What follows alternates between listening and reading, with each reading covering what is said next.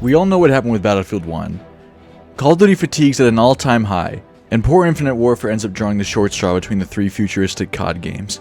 At this point, players are desperate for a new World War II game on the next-gen consoles, because the last big World War II game anybody played was World at War back in 2008. So Battlefield pulls a move that nobody expects.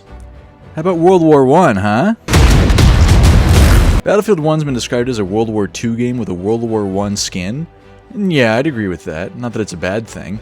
I enjoy the creative spin. It's going off of like rule of cool.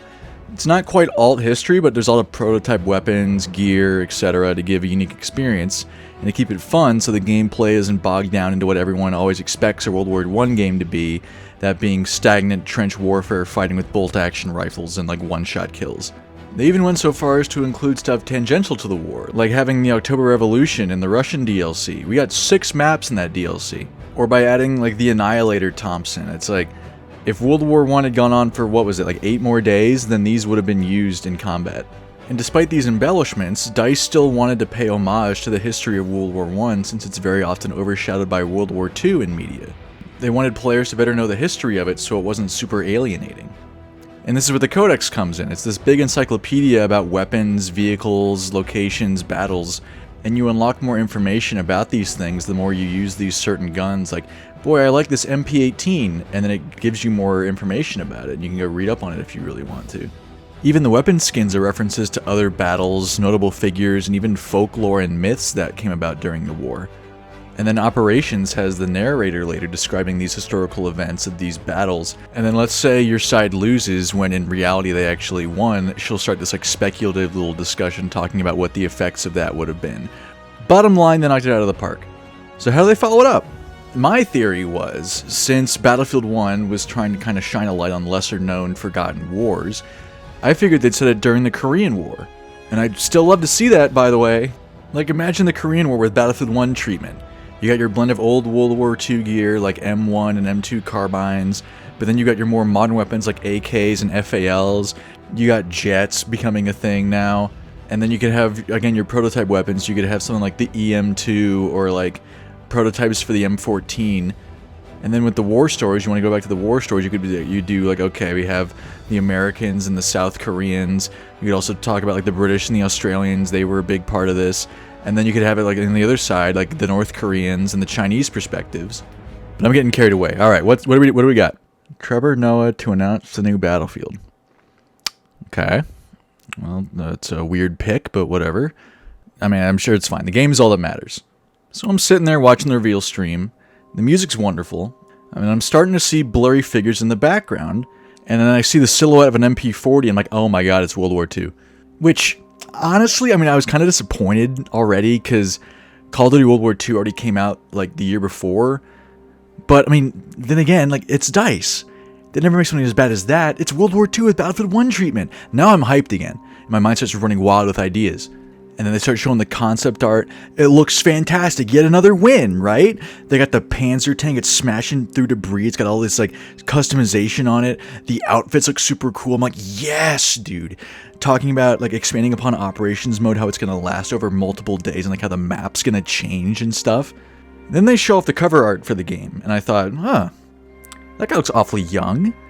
And I was like, oh my god, is this going to feature, like, the very end of the war and, like, the Germans are going to have to resort to, like, civilian militias and the youth? Then my buddy that I'm watching it with is like, no, dude, that was a woman. What? Oh, it's the Soviets. It's like a female sniper or something like that, yeah? But they kind of already did that with Battlefield 1, though. I mean, they changed the cover art to that buzz-cut Russian lady for the Russian DLC. And I'm starting to get a little worried. Trevor Noah keeps cracking really unfunny jokes. He's talking about how he wants to sleep with a Sturmtiger. And he says he's a huge Battlefield fan. I grew up playing Battlefield. I've been playing Battlefield as long as I can remember. But then the devs mention how they're bringing co-op back. And Trevor mentions, like, I loved the co-op mode in Battlefield 1. I heard you guys say that co-op is back. And that's one of my favorite aspects of Battlefield 1. Battlefield 1 didn't have co-op. Battlefield 3 was last going to have co-op. And then they show off the trailer and the rest is history. One of the most spectacular PR failures in, like, all of gaming. I mean, I'd argue the series is still, like, reeling from how catastrophic this was. Like, Microsoft and the Xbox One level. Like, it's, like, traumatic how much of a fall from grace this was. Although my question is, why did Call of Duty more or less get away with it with CoD World War II, but Battlefield didn't? And we have an assortment of new animated weapon camos. Rockabye, baby, mother. CoD World War II is even more egregious, I would argue. You had black women in German uniform and friggin' pride flags on Normandy Beach. But yeah, Battlefield 5, you had the, don't like it? Don't buy it. Oh, my daughter wants to play a girl character. Everyone's Battlefield. Just a classic case of why you don't insult and belittle the fan base that gives you money and keeps you employed. I really don't understand this weird modern day push to like diversify World War II. Like the Nazis still live rent-free in your heads 80 years later. Like you hate them so much. Why the added need to inject women and minorities into settings where they weren't in reality? It's not to say they weren't involved in certain areas, just highlight those areas. That's what Battlefield 1 did. They turned it into a learning moment. It's like, okay, we want black people in this game, so here's the Harlem Hellfighters. You didn't know about them until now, did you? So what made me cave in and buy it, despite them being actively hostile towards their fan base? Well, I got access to the alpha, and the first thing I do is I get into BF-109. Alright man, fine, you got me. The game is fun. With Battlefield 5, they're claiming, oh, we're telling the untold stories of World War II. Yeah, untold because they didn't even happen. You're rewriting history. If anything, they're hoping the stories stay untold so you don't realize the truth of what really happened and how they're besmirching their memory. Like this stupid Norway mission where a girl and her mother single-handedly destroyed the entire German nuclear program, when in reality, it was a group of commandos that did it.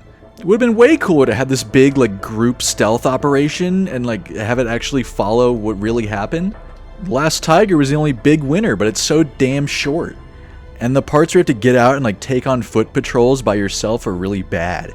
And they wanted to do this Tides of War live service seasonal model where it's, like, gonna go through all the years of the war. You want to tell untold stories, why are we not starting with the invasion of Poland? That, like, never gets depicted in games. And if you want to further subvert expectations, have it where you're playing as the Polish and you're fighting the Soviets. Or maybe that'd be a conflict of interest to depict communists as the bad guys. I mean, the bits in Norway and Rotterdam are neat, but what happened to all the factions we had in Battlefield 1? By the end of Battlefield 1's life cycle, we had the Americans, the British, the French, the White Russians, the Soviets, the Italians, the Anzacs, the Germans, the Austro-Hungarians, and the Ottomans. In Battlefield 5, we start off with just the British fighting the Germans, and that's it. There's no French. I mean, they're in the campaign, but not in the multiplayer. No Norwegian military, no Dutch military. I don't understand why they didn't add more factions. It can't be because they needed to hire, like, more voice actors for the different languages. They already do that when they localized the game. Only factions we ended up getting were the Americans and the Japanese. And we never even got the Americans fighting in Europe, really. It was just a weird, like, makeshift replacement job of previously existing maps, and they swapped out the British for the Americans. And there was no differentiation between the US Army and the US Marines in the Pacific, so you get a mixed match of cosmetics. Not to mention no faction locking of the elite soldiers. What a sick joke! And the soldier customization in general was just a wasted opportunity. I mean, it's cool we get to mix and match and play dress up, but at launch, so many of the cosmetics for the British were like American Vietnam era gear. And the German helmets were all like Romanian reproductions as opposed to like actual genuine ones. We ended up getting an overhaul as to how the cosmetics looked, but it took forever. It finally meant the British were wearing like actual brown wool tunics and webbing, but then that ends up clashing with the North Africa maps. They should have just locked cosmetics to certain maps in general, so you're not running around Tunisia with a thick winter coat on. The game also needed class identifiers, or like class-locked cosmetics. Battlefield 6 was doing this initially before they randomly rug-pulled us with the new units they've added. And no, the little thing peeking up over your shoulder isn't a good enough identifier at a glance. If I see a guy running around with a ghillie suit and a hood over his head, I'm going to think he's a recon. I don't have to further look and then analyze and see if he has a det pack of RPG warheads sticking out from behind him. Oh, but only from the left shoulder. If he's facing you from a right 3/4 angle, then good luck telling what class he is. Alright, enough Battlefield 6 ranting, it's the wrong game. I wish you had more choice over like face wear and gloves as opposed to having them be tied to your helmet and torso options. I guess what I'm really asking for is for a big military AAA FPS game to match the super intricate Barbie doll customization of Ready or Not or the finals. It's sad that Battlefield 6 just simplified it and had them as like whole skins and there's no mix matching anymore. I have some old Battlefield 5 videos on my channel. Maybe you've seen some of them. I mean, I recommend checking them out. They're pretty cool. I'm showcasing some of the spectacular mods that people have made for this game. It's the closest we got to making Battlefield 5 into the true Battlefield 1 sequel that it should have been. Good old EA, they introduced a new anti-cheat which flags the mod injector, so you can't use them anymore. So now the game goes from being like an 8 or 9 out of 10 back down to being like a 5 or 6. That's how damaging the vanilla aesthetics of this game are, in my opinion.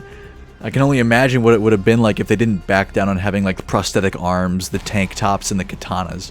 Which is a shame, because I think Battlefield 5 has the best gameplay in the series still, when you're not being constantly pulled out of the immersion by all the crap they've added. It feels like a final evolution of Mirror's Edge, where you actually feel like you're controlling a human being as opposed to a camera with a gun. Battlefield 6 has come really close, but I think Battlefield 5 just skimps by a little bit due to all the Foley and animation work that we then see in Arc Raiders. But man, you think the live service for Battlefield 6 is bad? Battlefield 5's was horrible. It took forever for any changes or additions to get made. Didn't even have a damn firing range on launch, and we had to wait for Last Tiger to get added. Game dropped in November, we got a new map in December, a month later, and then another new map in March, so 2 maps in 4 months. And then another 2 maps in June, Merida being one of the ugliest maps ever made, up there with Dragon Pass from Battlefield 4. Battlefield 5's maps in general just lack a lot of like the grim, war-torn atmosphere that Battlefield 1's had. Hamada was cool, especially if you ever got the Sandstorm to roll in, and Devastation was good too, especially when you got the Bomber Raid event. And Twisted Steel, of course, you got the big bridge that's collapsed. But nothing like Passchendaele or Verdun, where it feels like an apocalypse. Most of the Battlefield 5 maps feel like you're on vacation, not deployment. Even the big game-saving update when they added the Pacific only gave us 3 maps. Meanwhile, the Russian DLC, we got 6 maps. Remember they gave us those night maps for free too? Man, what happened to this, man? What happened to this level of post-launch support? We had to wait until like Season 5 or something to actually get tank body customization with like the sandbags and the barbed wire. Stuff that was shown to us in the pre-release concept art. And I guess we're still waiting on jet loadouts in Battlefield 6, so nothing ever changes, does it? The game just felt really rushed. I mean, obviously, the campaign wasn't even finished, even after a delay. And a bunch of guns were just reused from Battlefield 1. It didn't really make any sense for them to still be used at this point. And then the post-launch, like, live service guns that would get added are more reused Battlefield 1 guns. Like, what is this, Modern Warfare 2022? We never got an M1A1 Thompson. At least it did better than CoD WWII by actually having the G43 be in the game at launch, as opposed to supplementing it with this stupid Polish carabin rifle. But there's no Axis counterpart for that sawed-off Lee Enfield smoke grenade launcher for the medic class. They added a Mosin grenade launcher instead? And they never added any Japanese guns for the assault class, which throws a wrench into me only playing with faction-accurate weapons. The co-op mode was a horrendous waste of time and resources too. We had to wait for them to add this post-launch. It's like, guys, I don't think anybody would have cared if you just canceled it. You're doing the most boring, like, find 3 secret hidden documents, kill 3 German officers, blow up 3 flat cannons missions on, like, the multiplayer maps with AI sprinkled around. And I swear, the commander guy on the radio, you'd suspect he's written by ChatGPT before that was a thing, with how he's, like, low-key in love with you. I have every faith in your abilities to go above and beyond for king and country. Bloody marvellous. I'm putting your efforts down for a medal. You've diminished the enemy forces and sabotaged their infrastructure enough for us to steamroll them. You're a hero of the free world. Magnificent work. Has an operation ever been completed with such accuracy and effectiveness? There's a promotion for you in all of this, mark my words. How about a mint? But imagine if Battlefield 5 did get the Battlefield 1 treatment. Battlefield 1 had all the iconic, well-known stuff like the Somme, Gallipoli, and Verdun, but it also had cool, lesser-known stuff like the fighting in Italy or like Heligoland. Battlefield 5 should have had like Battle of Britain, Dunkirk, Invasion of Sicily, D-Day, Stalingrad, Midway, Okinawa, freaking like V2 missile base or something. But then you could also have stuff like in Yugoslavia, or fighting between the Soviets and the Japanese, or fighting between the Japanese and the British in Burma, or fighting between the Chinese and the Japanese.